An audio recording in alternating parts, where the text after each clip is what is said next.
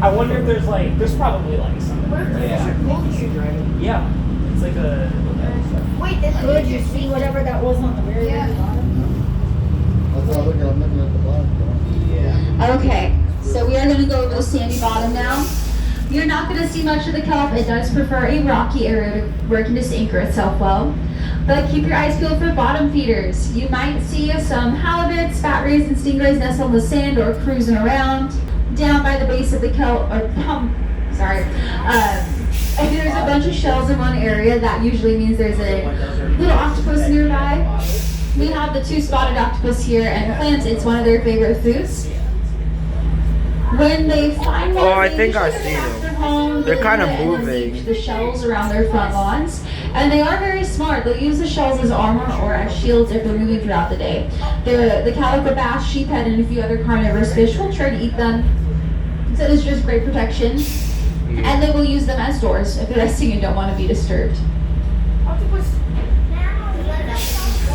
It is spawning season for a lot of animals, and that does include smaller sand shark species. You might see a horn shark or leopard shark cruising by. They are bottom feeders. They just scavenge what they can on the ocean floor. They will eat small fish if they can catch them. And they even eat algae if they truly don't care about people. They are the most common sharks seen here by swimmers, snorkelers, and scuba divers. Wow. But they, again, don't care about people. They just do their own thing. This weekend is swimming and snorkeling over here on the right-hand side by the road. That is Lovers Cove Beach. It's where you enter if you want to do either of those activities. Very popular. You can see there's some people enjoying the warmer water. And again, it's about 70 degrees at the surface. Actually, kind of closer to 72.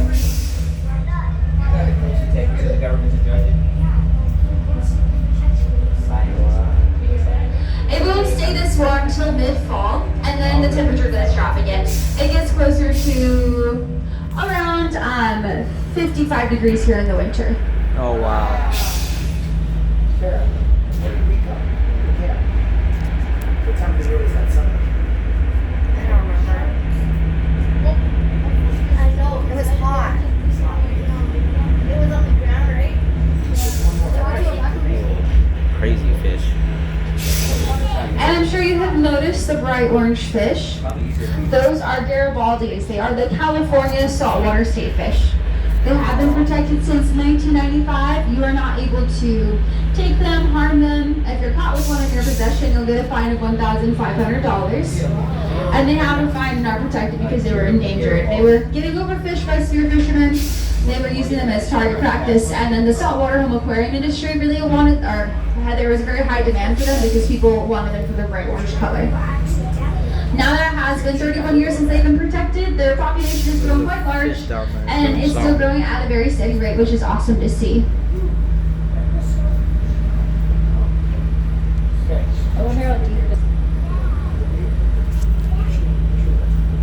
Wait, that fish looks so weird. And again, they have a territory guard. They are very territorial. Really aggressive this time of year because they're in their nest. They will attack people. They're known to headbutt and bite swimmers, snorkelers, and scuba divers, and even scare away with smaller sand sharks. So they are very fierce, protective parents. They know, they're waiting for their snack. Yeah. Which one? They're waiting for their snack. Which fishes? The shark! Alrighty, so over here on the right-hand side by the road, this rock that is covered in all the white, that's Abalone Point. That is the indicator for the second zone. So we have made it. There is one little juvenile brown pelican on there. One of the most common coastal birds you're going to see. You can tell it's a juvenile because of his little brown head. When they're fully mature, they get a white feathered head, and that usually happens when they're 2 years old. I can't. Where is it? And pelicans are really bad hunters. They only have a 25% success rate of actually catching a fish when they're diving down. So they are known to steal fish from other bird species.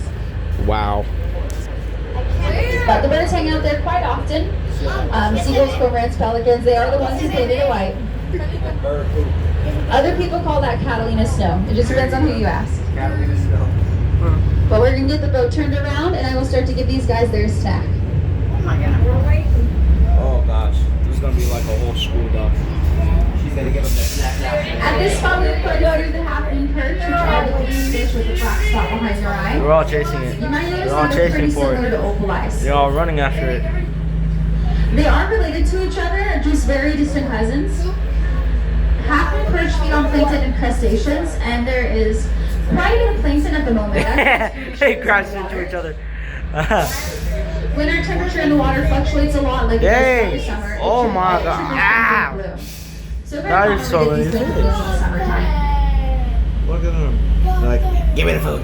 Give me the food. Give me Predator-wise, the half-moon perch have to look out for birds. Anywhere they eat fish will hunt them, but they do have really great camouflage with the darker blue back. They blend in well with the surface.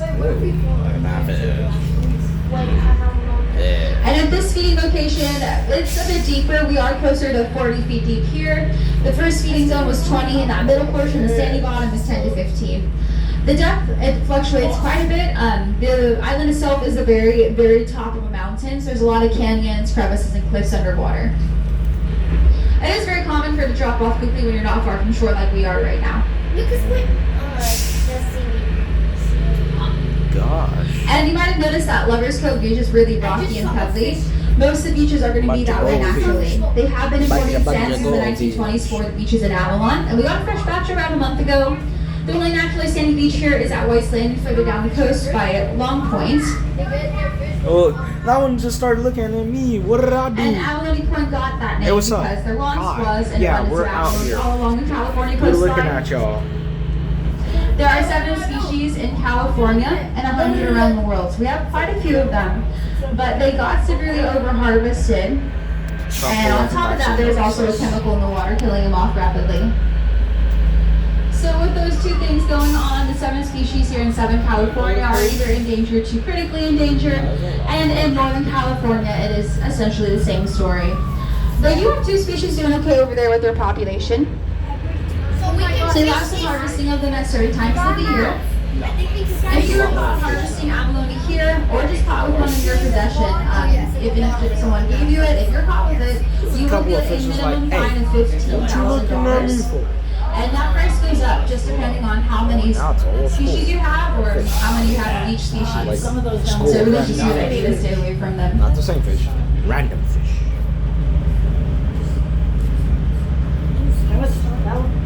And these fish, they do recognize our boat. They have what are called lateral lines on both sides of their body. It is a sensory organ. It picks up different frequencies, pressure changes, and vibrations in the water. Essentially, it acts as their ears. That really is the best way I can describe it. Whenever we are in the cove around the feeding zones, our propellers have a certain vibration they recognize, and that is how they find us out here. Yeah. There's a couple of them looked at me.